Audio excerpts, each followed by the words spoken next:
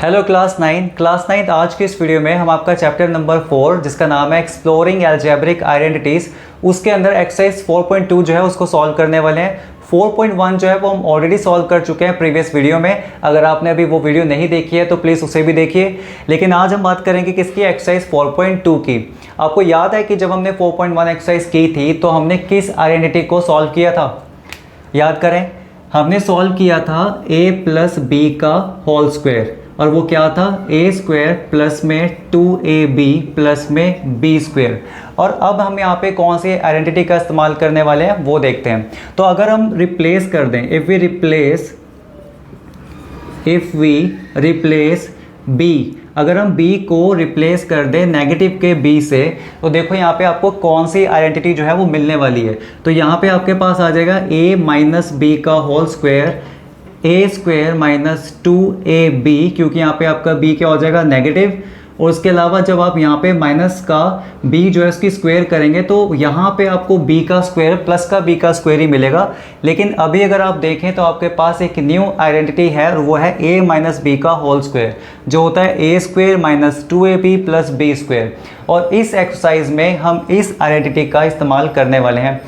So class 9 तब हम इस आइडेंटिटी को भी विजुलाइज करते हैं ज्योमेट्रिक मॉडल से, ठीक है। उसके लिए हमें क्या करना पड़ेगा, हमें सबसे पहले एक लाइन सेगमेंट लेनी पड़ेगी, और ये जो लाइन सेगमेंट है ये ए लेंथ का है आपका, ओके। अब क्या करते हैं, ये जो आपका लाइन सेगमेंट है उसको स्प्लिट करते हैं, जिसमें ए की लेंथ हम मानते हैं b। तो मान लीजिए ये वाली लेंथ जो है हमने क्या मानी b। सो अपने आप ही अब आपकी जो यहाँ की लेंथ है वो a माइनस बी हो जाएगी, क्योंकि आपकी प्रॉपर जो पूरी लाइन सेगमेंट की लेंथ थी वो थी a, और उसमें से b माइनस करने पर आपके पास ये वाली लेंथ क्या आएगी a माइनस बी। अब जब हम इसका एक स्क्वायर ड्रॉ करेंगे, यहाँ पे हम क्या करते हैं इसका एक स्क्वायर जो है वो ड्रॉ करते हैं, और यहाँ पे भी बिल्कुल ऐसे ही लिखते हैं, क्या कहते हैं जो स्प्लिट वाला हिस्सा था कि ये वाली लेंथ जो थी आपके पास वो क्या थी आपकी a माइनस बी, और जो नीचे वाली थी वो आपके पास क्या थी b थी, करेक्ट। अब आप क्या करें, अब आप चेक करो कि कहता है यहाँ पर कि आपको इस पूरे स्क्वायर को क्या करना है, डिवाइड करना है कुछ स्मॉलर स्क्वायर में और रेक्टेंगल में, ठीक है। तो देखो हमारे पास कितने पार्ट आते हैं इसके, तो एक ये हो गया और एक ये हो गया। यहाँ पे एक स्क्वायर आया हमारे पास और दो हमारे पास क्या है रेक्टेंगल। अब आपको याद होगा कि कहते हैं कि जो एरिया ऑफ स्क्वायर होता है वो क्या होता है, तो एरिया ऑफ स्क्वायर होता है साइड स्क्वायर, ओके। और आपका जो एरिया ऑफ रेक्टेंगल होता है वो क्या होता है, एरिया ऑफ रेक्टेंगल होता है लेंथ इनटू ब्रेथ। अब अगर आप यहाँ आए तो आपके पास एक स्मॉलर स्क्वायर है जिसकी लेंथ a माइनस बी है, तो इसका एरिया क्या होगा, इसका एरिया होगा a माइनस बी का स्क्वायर, क्योंकि यहाँ पे जो साइड है वो a माइनस बी है। अब आपके पास क्या है, सामने एक छोटा रेक्टेंगल और जिसकी लेंथ जो है वो क्या है a माइनस बी और ब्रेथ क्या है b। तो इसका एरिया क्या होगा लेंथ इंटू ब्रेथ, और यहाँ पे आपके पास लेंथ है a माइनस बी और जो ब्रेथ है वो क्या है आपके पास b।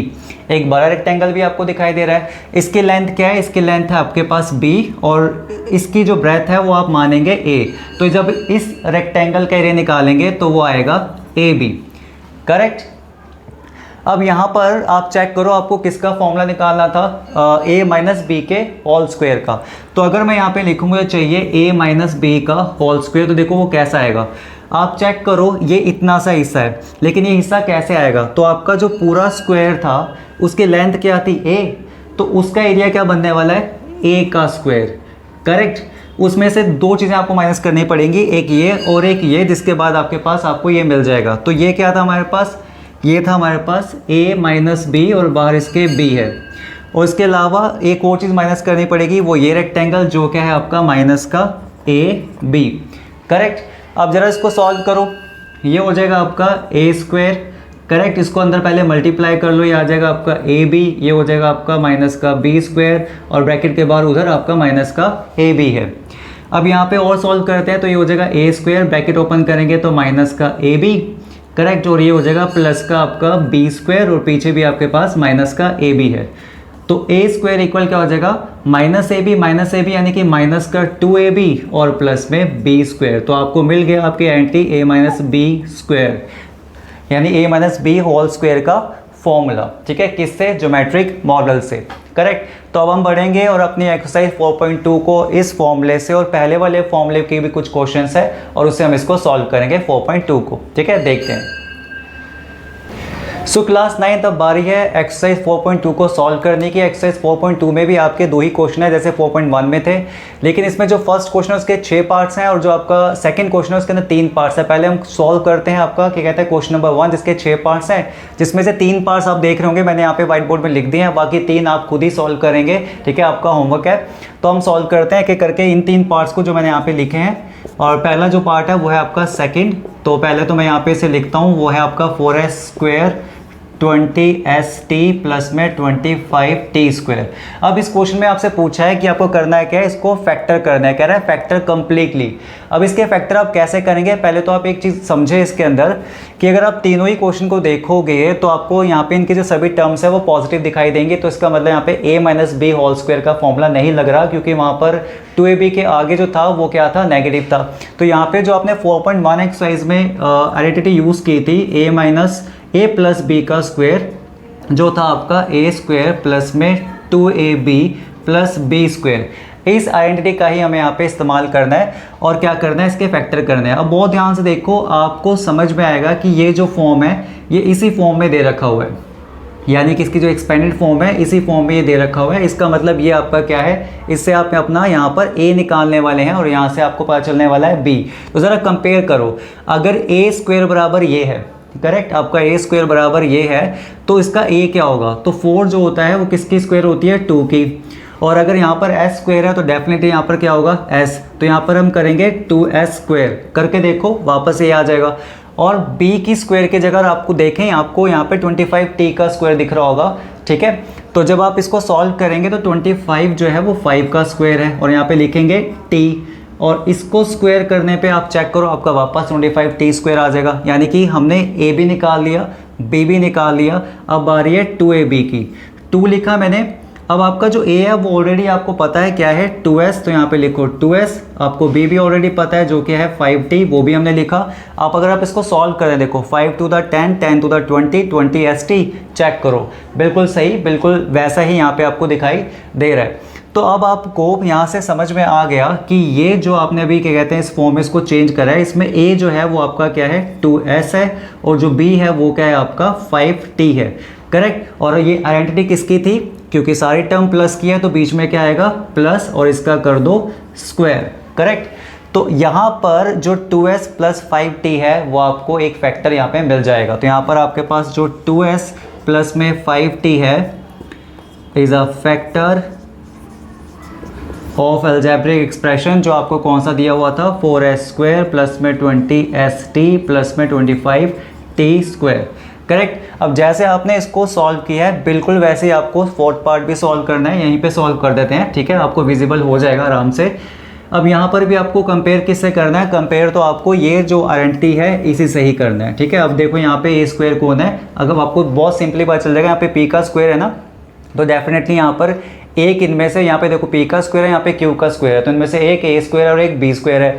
तो यहाँ पे जो 64 है, अगर हम मानते हैं ये वैल्यू है स्क्वायर की, तो a क्या होगा, a होगा 64 होता है 8 का स्क्वायर, तो यहाँ पे 8 लिखोगे और फिर लिखोगे p इस पूरे का स्क्वायर, करेक्ट। फिर प्लस b², देखो तो b² की जगह अगर आप यहाँ पे देखें तो क्या दिख रहा है आपको, 4/9, तो 4 किसकी स्क्वायर होगा, 2 की, 9 किसका होगा, 3, करेक्ट। और आप साथ में q² है तो यहाँ पे आपको q लिखना पड़ेगा, और जब आप इसकी पूरे की स्क्वायर करेंगे तो वापस आपको ये वैल्यू मिलेगी। अब हमें बस निकालना है 2ab, तो 2 लिखा मैंने, a ऑलरेडी आप निकाल चुके हैं, कितना है 8p, और आपका b ऑलरेडी निकाल चुके हैं जो कितना है 2/3q। इसको सॉल्व भी करो आप, कितना सॉल्व करेंगे तो 8 to the आपका 16, 16 to the 32, देखो 32 ऊपर है, 3 नीचे है, और p क्यों, बिल्कुल करेक्ट है। इसका मतलब आपने a और b की वैल्यू बिल्कुल सही निकाली है। तो यहाँ पे अगर आप कंपेयर करके निकालें तो हमारा यहाँ पे a है जो आपका 8p आएगा, और आपका जो b है वो कितना आएगा 2/3q, और बीच में आएगा प्लस, क्योंकि कौन सी आइडेंटिटी, a प्लस b का होल स्क्वायर, तो यहाँ पर हम यहाँ पे लगा देंगे स्क्वायर, करेक्ट। तो यहाँ पर भी आपके पास जो फैक्टर थे वो निकल के आ गए, यानी कि 8p प्लस में 2/3q जो है वो क्या है आपका एक फैक्टर, इज अ फैक्टर किसका, इस ऊपर वाले एक्सप्रेशन का जो यहाँ पे आपको दे रखा है। तो हमने 2 पार्ट सॉल्व कर हैं, तीसरा भी करते हैं जो आपका एक्चुअली में 6th पार्ट है क्वेश्चन का। ये थोड़ा सा डिफिकल्ट है इन 2 से, पर देखते हैं इसको सॉल्व कैसे करेंगे। ठीक है, पहले आप इसे नोट कर लीजिए। सो चलिए देखते हैं अब आपका जो 6 पार्ट है उसको कैसे सॉल्व करना है। 6 पार्ट है आपका 9/5s² प्लस में 6sv प्लस में 5v²।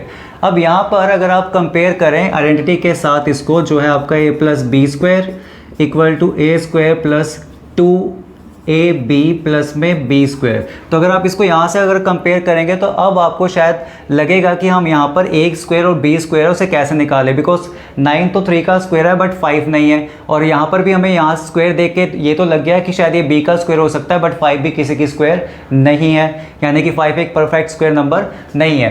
तो यहाँ पे इस तरह ही क्वेश्चन में आपको क्या करना पड़ेगा, थोड़ा ध्यान से समझना पड़ेगा। इसमें हम क्या करेंगे, जो 1/5 है वो क्या कर लेंगे, कॉमन ले लेंगे, और जैसे हम ये कॉमन लेते हैं हमारे पास यहाँ पे क्या बचेगा 9s², और ये क्या हो जाएगा आपका, ये हो जाएगा आपका 30sv। आप चेक करो, जैसे मैं 1/5 को यहाँ मल्टीप्लाई करता हूँ तो 5 जो है जब इससे डिवाइड होगा तो यहाँ पे वापस से आपके पास 6 ही आने वाला है, और जब 1/5 जो है वो यहाँ से भी कॉमन लिया जाएगा तो ये हो जाएगा आपका 25v²। अब ज़रा ध्यान से देखो और कंपेयर करके देखो कि क्या अब आपको लग रहा है कि हमारे पास a² और b² जैसा कुछ आ गया है। तो अगर हम इसको सॉल्व करते हैं तो देखो ये किसकी स्क्वायर है, ये है 3s की स्क्वायर, और आपका ये किसकी स्क्वायर है, ये है आपका 5v की स्क्वायर, करेक्ट।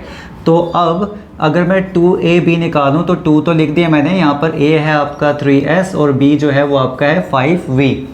तो अब यहाँ पर इसको और सॉल्व करने पे हमारे पास हमारा a मिल गया जो कितना था 3s, करेक्ट, और हमें अपना b मिल गया जो क्या था 5v, और बिकॉज हम आइडेंटिटी सॉल्व कर रहे हैं वो ये है तो बीच में तो आपको पता है प्लस आएगा और ये हो जाएगा इसका स्क्वायर। तो ये आपके पास अगेन एक फैक्टर आ गया किसका, इस अलजेब्रिक एक्सप्रेशन का। तो आप लिख सकते हैं कि 1/5 3s प्लस में 5v इज़ अ फैक्टर, ठीक है, ऑफ एक्सप्रेशन कौन सा था आपका यहाँ पे 9/5s² प्लस में 6sv प्लस में 5v की स्क्वायर, करेक्ट। अब आपका जो फर्स्ट क्वेश्चन है उसके 3 पार्ट मैंने सॉल्व करे हैं, 3 आप करेंगे। अब हम करते हैं क्वेश्चन नंबर 2। सो क्लास 9 जो फाइनली हमने आइडेंटिटी इस क्या कहते हैं वीडियो के अंदर कवर करी थी, अब उससे रिलेटेड जो क्वेश्चन है उसको सॉल्व करने का टाइम है। अब आपका जो सेकंड क्वेश्चन है इसके अंदर उसमें क्या कह रहा है, find the value of the following using identity. कौन सी आइडेंटिटी यूज़ करनी है हमें यहाँ पर, जो हमने स्टार्टिंग में सॉल्व की थी, a माइनस बी का होल स्क्वायर जो होता है आपका a² माइनस 2ab प्लस में b², करेक्ट। अब यहाँ पे भी आपके पास 3 पार्ट है इस सेकंड क्वेश्चन के अंदर, तो मैं आपके लिए सेकंड पार्ट और थर्ड पार्ट करता हूँ, फर्स्ट पार्ट आप अपना होमवर्क में करना। तो आपको जो सेकंड क्वेश्चन है उसमें आपके पास है 193 का स्क्वायर। तो सबसे पहले तो इसको इसके अंदर इसके साथ कंपेयर करके इस फॉर्म में लिखो, तो हम इसको लिख सकते हैं 200 माइनस में 7 का स्क्वायर। अब हमारे पास a क्या है, हमारे पास a है 200 और हमारे पास b है क्या है आपका 7। अब अगर मैं इसको सॉल्व करूँ और आइडेंटिटी को यहाँ पे पुट करूँ तो मेरे पास पहले आता है a², तो a मतलब 200 इसका स्क्वायर, फिर माइनस 2 का 2, a 200 है और b मेरे पास 7 है, प्लस में b² आता है तो b मेरे पास क्या है 7 का स्क्वायर। तो 200 का जो स्क्वायर है वो कितना हो जाएगा आपका, वो हो जाएगा 40,000, करेक्ट।